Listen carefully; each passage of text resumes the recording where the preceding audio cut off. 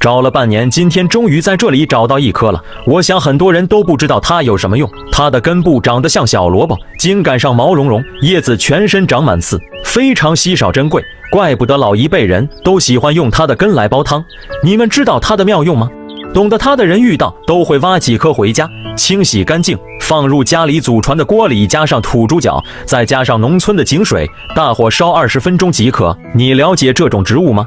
欢迎你来说说。